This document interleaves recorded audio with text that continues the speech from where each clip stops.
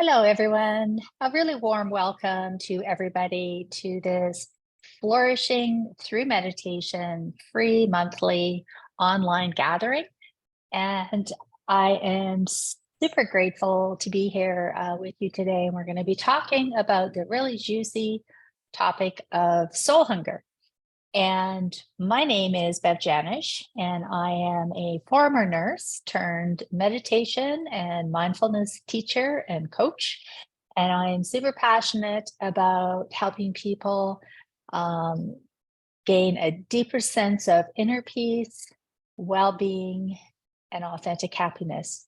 And I started this Flourishing Through Meditation group a number of months ago in order to bring a really holistic perspective to meditation and mindfulness. So we really create the space to explore how meditation can help us in terms of living a more peaceful, aligned life, and how when we do that from a holistic perspective, meaning when we consider the body, the mind, and the soul, we can really flourish. So with that, we are going to get into the topic for today, which is soul hunger. And I am going to share my screen with you to share some slides.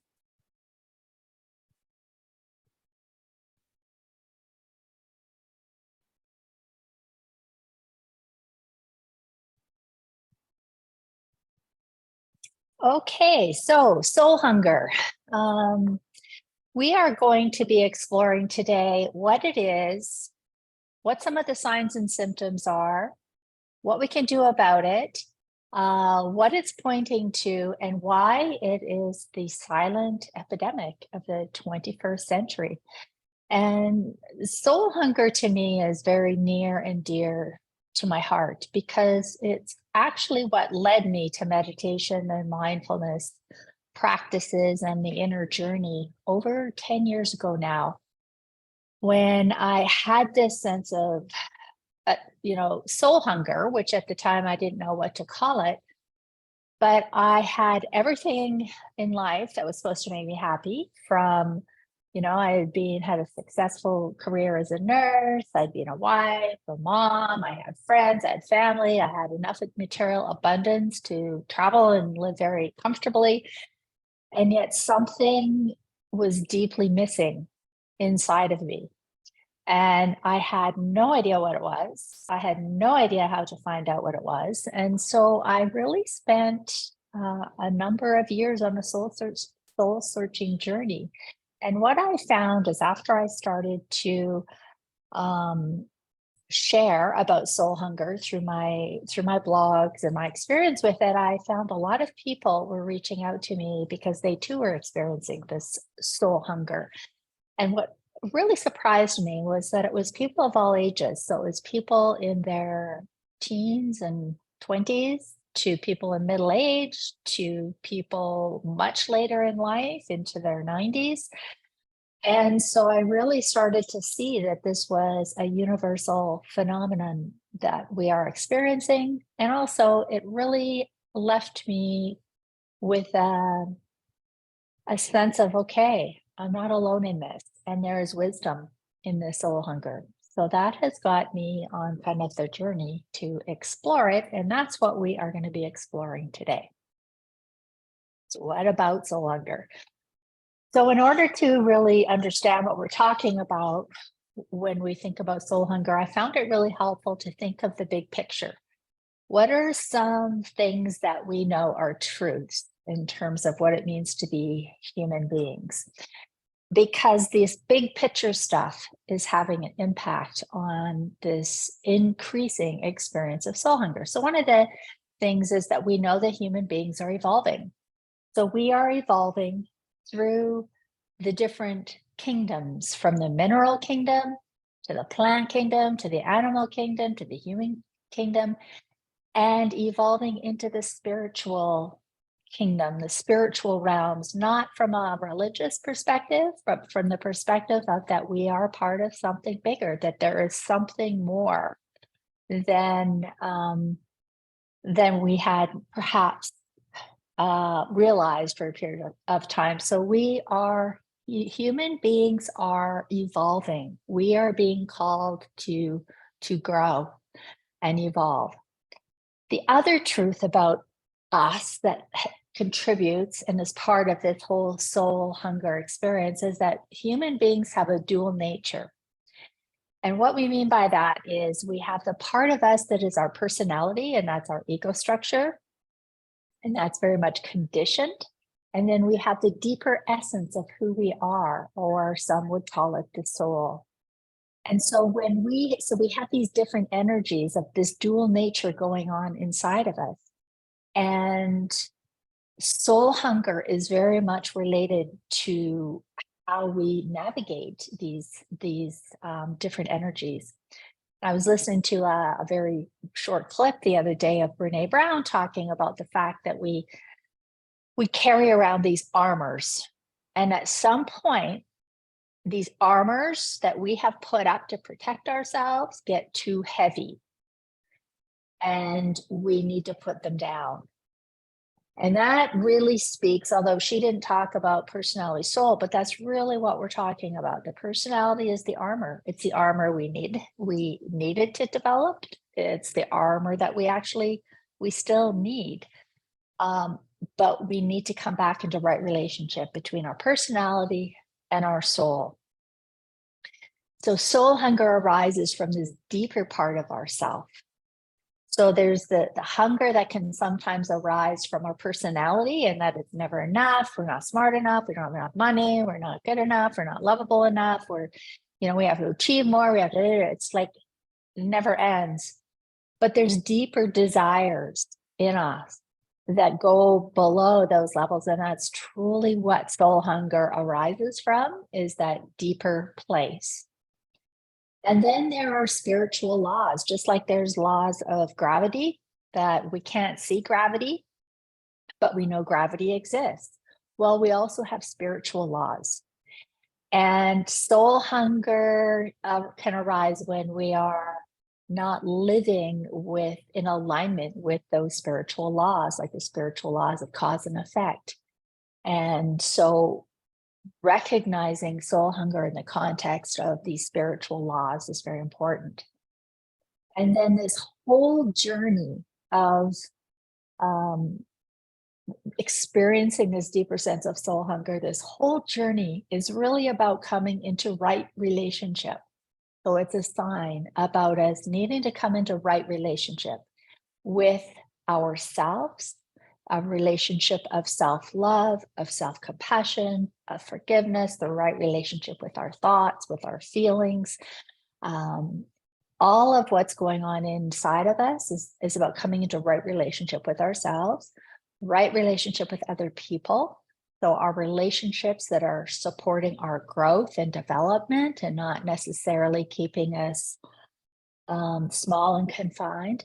And then right relationship with our environment, our resources, our, all of that. So everything is kind of orchestrating around, the universe is orchestrating around us coming back into right relationship in all of these different areas. Okay, so that's kind of the context.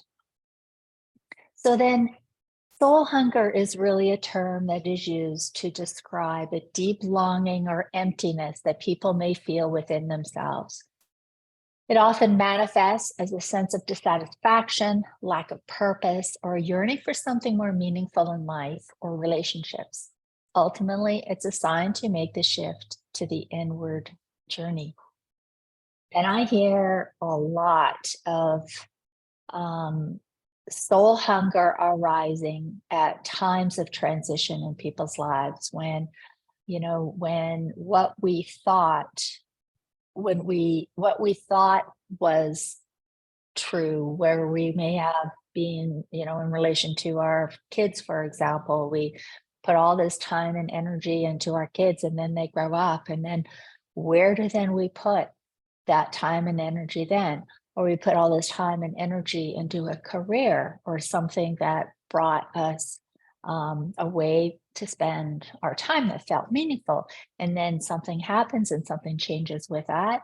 And we're left with, okay, now where do I put my time? Where this sense of emptiness, this sense of dissatisfaction, this lack of purpose. So it truly happens at these times of transition.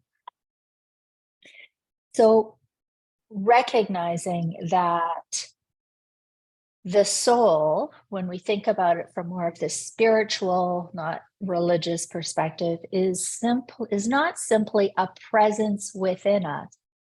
It is also our potential. It is what we can become. So even back, so the soul is really the energy of our becoming. And when we are in some way either denying, suppressing, ignoring this inner energy of our becoming, just like the rose has to become a rose, the acorn has to become the oak tree. We are meant to become something. And when we suppress that for whatever reason, fear, because we're in relationships that we're not growing, we're in a job that we know that's just not right for us, but when we suppress it, we're suppressing that potential. What we're meant to become, and that results in soul hunger. And even in 1962, when Abraham Maslow introduced the Maslow hierarchy of needs, he really shined a light on the fact that we have deficiency needs and growth needs. So we have the deficiency needs, are those things that we talk a lot about these days around needs around our things we didn't get as children. So we're reparenting ourselves. We talk about trauma. We talked about growing up in, dysfunctional. So this causes kind of deficiency needs, and we have to address those deficiency needs. But he also talked about growth needs. And he talked about the fact that these growth needs are who we're meant to become. He didn't talk about the soul, but basically it's kind of the same energy. So who are we meant to become? How are we meant to grow, either in this relationship, in this work, and how we're being of service in this world? And if we don't honor and listen and allow those growth needs to be met, there's something inside of us that will pathologize. So we feel stifled. We feel a sense of soul hunger that, if left unaddressed, actually evolves into soul pain. So what are some of the signs and the symptoms of soul hunger? So the soul hunger often arises when we're less interested in the material things that, are being defined by what we have or who we know. So those are very much the needs of the personality. Those are very much important needs to have enough material abundance. But the deeper needs of the soul are never going to be fulfilled when we attach our sense of identity to the material things or being defined by others, whether it's our spouses or our children or our jobs. Another sign is a desire to be of service, to make a difference in the world. It doesn't have to be in a big way, but to somehow make a difference or contribute to something bigger than ourselves.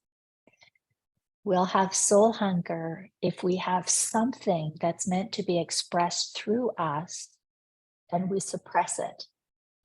And I think a really, good example of that is my 90-year-old mom, who just months before she died at 90 had, read in my book about soul hunger.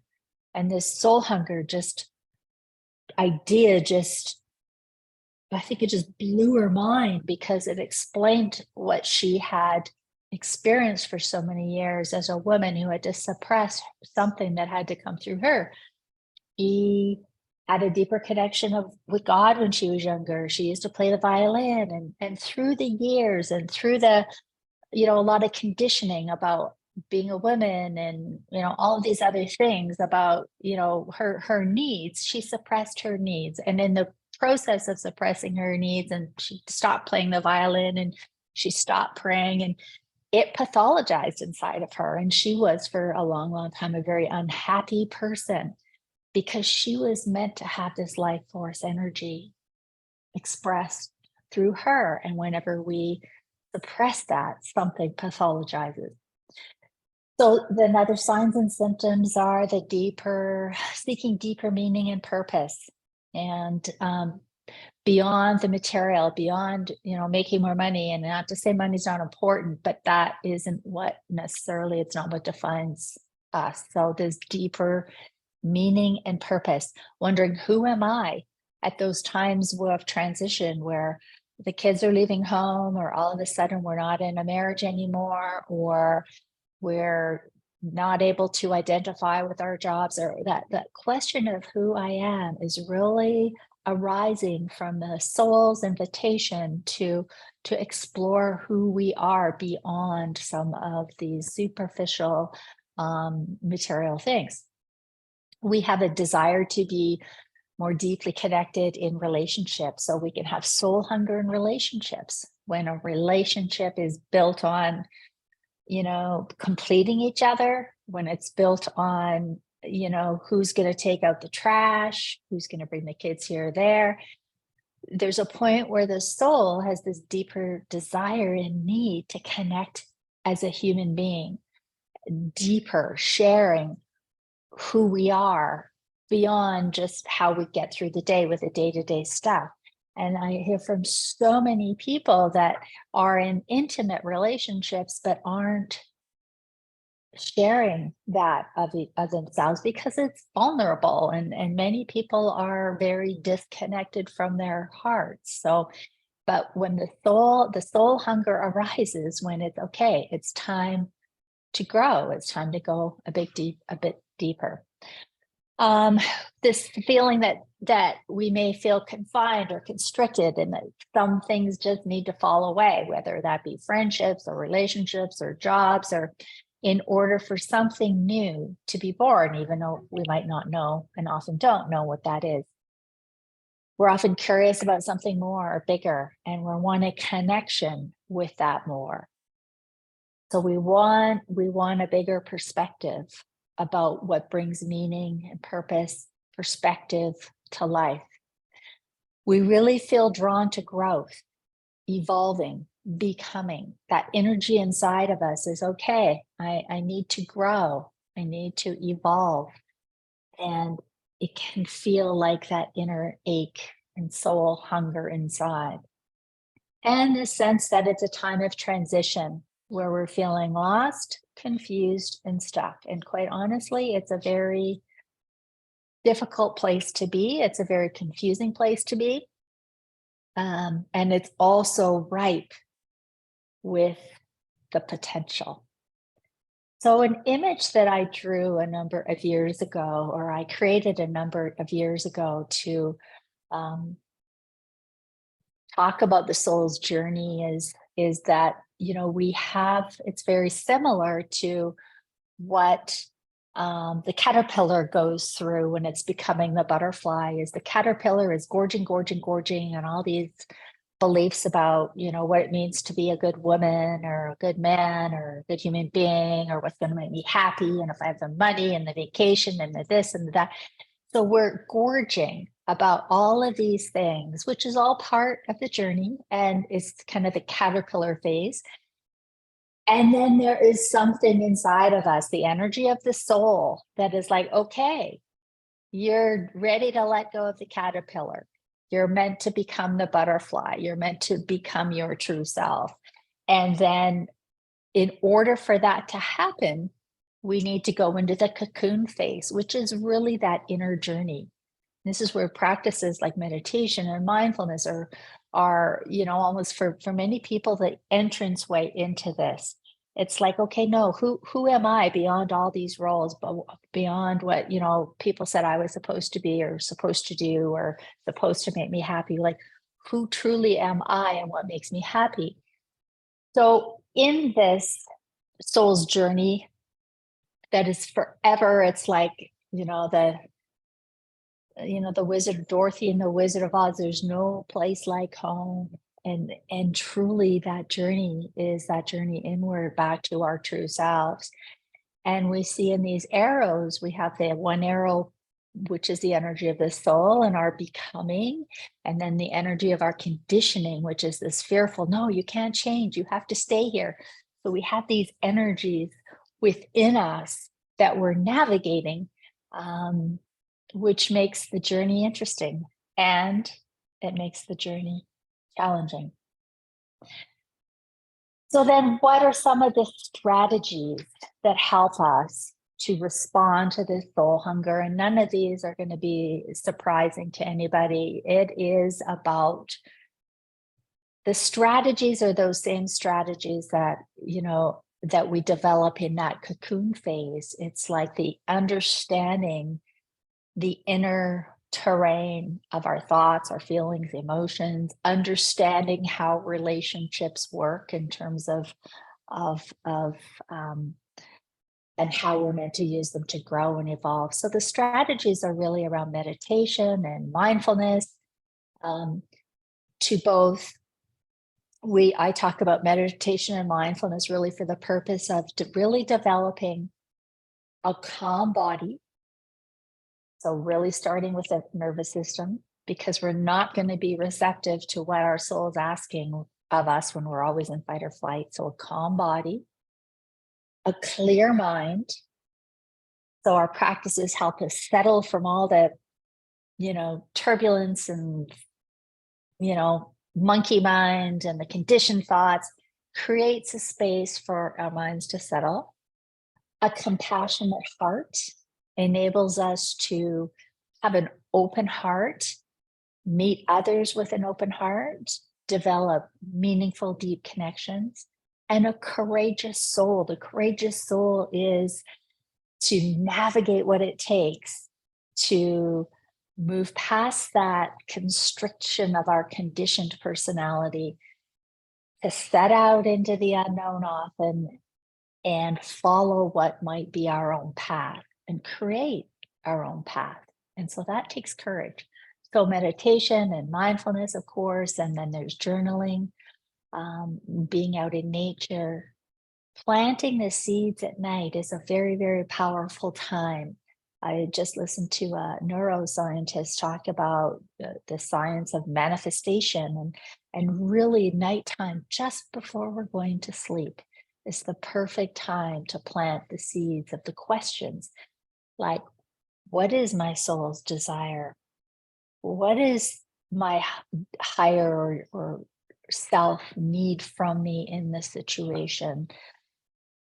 What am I meant to know? And planting the seeds at night creates a space for us to get the answers, to get the intuitive hunches, to have the book or the person cross our path that is the one that we needed. So nighttime is a very, very powerful time to basically plant seeds into our intelligent universe.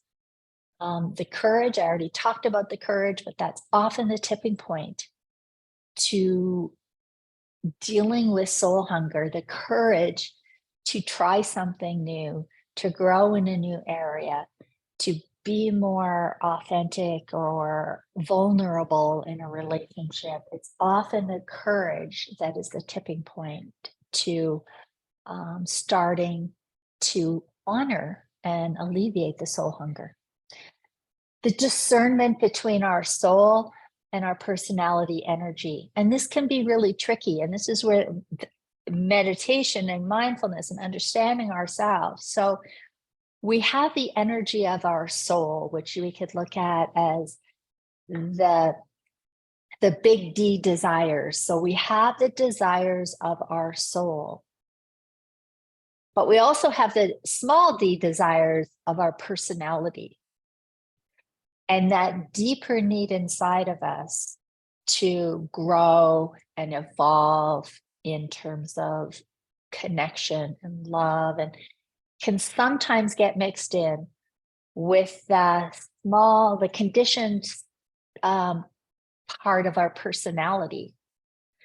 And So we are needing to learn how to discern the difference between those energies of our soul and the energy of our personality, and which of those is our deeper true self. Because if we're constantly feeding the energy of our personality, which with our personality it's never enough, it's we'll always be either striving or avoid, we're either, clinging to, or we're avoiding. It's kind of this push and pull and push and pull, this dance with fear. The energy of the soul is that this deeper need within us. And so learning to discern between the two is really important, and why a meditation practice is so helpful for many ways. And then viewing relationships for the purposes of growth.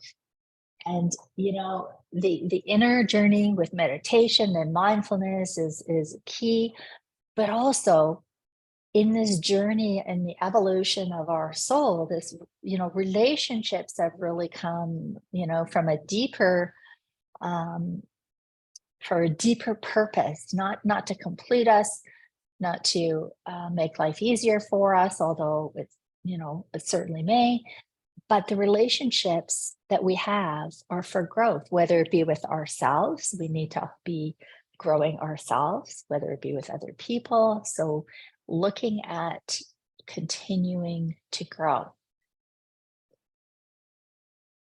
And really, these strategies to respond to soul hunger really can fall into kind of three different areas of three what I call soul commitments. And I wrote about this in my blog, bevjanisch.com. So really, these three soul commitments, when we have this sense of soul hunger, involves making peace with our past. So we need to integrate our soul lessons from the past.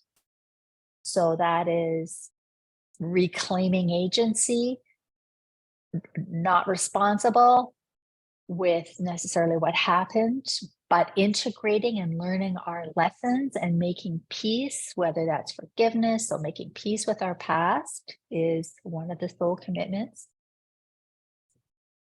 The other soul commitment as it relates to soul hunger is learning to be present in this moment. So knowing that our minds are often in the past, which they need to be for very intentional integration of our lessons, but not like continual,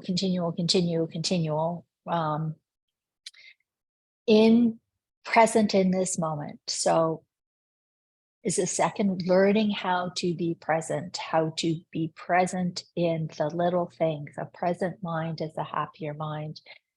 And then knowing how to plant the seeds for the future, knowing how to bring forth and to visualize our future best self. What does that even look like? Those three areas are what these types of strategies really support, is making peace with our past, being present here and now, and being able to visualize and grow into the next version of ourself, is where many people are stuck or can be stuck. And then just to kind of to wrap up is really to say, I don't know what your destiny will be, but one thing I know, the only ones among you who will be really happy are those who have sought and found how to serve. And I think that is really very true. This sense of how to, even in a very, some people small way, some people bigger way, how am I meant to serve? How am I meant to contribute? Is the energy of the soul is about growing in both love and those qualities of love, which is compassion, forgiveness, acceptance, joy, non-judgment. These are all these qualities of love and the soul, but also in wisdom, which is being able to integrate and reflect and understand, what am I meant to learn from this? And then taking all of that to somehow go, how can I make some uplifting contribution, whether it be through just very random acts of kindness. And I just want to share a story about that. As I just talked in the last few days with a woman who had lost her 4-year-old grandchild to cancer a few years ago.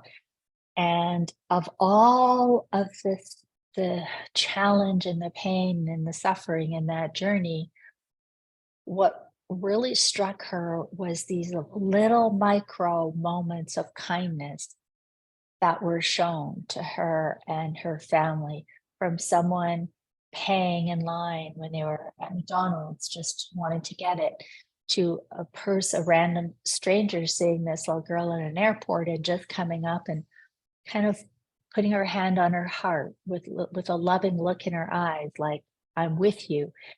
And how, when she talked about that, those were the things that were made a difference. These random acts of kindness that are a measure of service. So knowing that that is the energy of the soul, we just know, obviously, that expands both us and other people when we are always looking at how am I meant to contribute? What is life showing me? And I'm just going to finish with a very beautiful poem by John O'Donohue called For a New Beginning. In out of the way places of the heart, where your thoughts never think to wander, this beginning has been quietly forming, waiting until you were ready to emerge. For a long time, it has watched your desire, feeling the emptiness growing inside you, noticing how you willed yourself on, still unable to leave what you had outgrown. It watched you play with the seduction of safety and the gray promises that sameness whispered, heard the waves of turmoil rise and relent, wondered, would you always live like this? Then the delight when your courage kindled and out you stepped onto new ground, your eyes young and again with energy and dream, a path of plenitude opening before you. Though your destination is not yet clear, you can trust the promise of this opening. Unfurl yourself into the grace of beginning that is at one with your life's desire. Awaken your spirit to adventure. Hold nothing back. Learn to find ease and risk. Soon you will be home in a new rhythm, for your soul senses the world that awaits you. So thank you for being part of this soul hunger journey. And if you're wanting to learn a bit more or read more about my writings about soul hunger and that the journey of awakening and returning to our true selves, I invite you to visit my website at bevjanisch.com. Or if you're wanting to learn more specifically about meditation and mindfulness, please visit thecompassionatemind.com. Thanks for being here, and we'll see you again.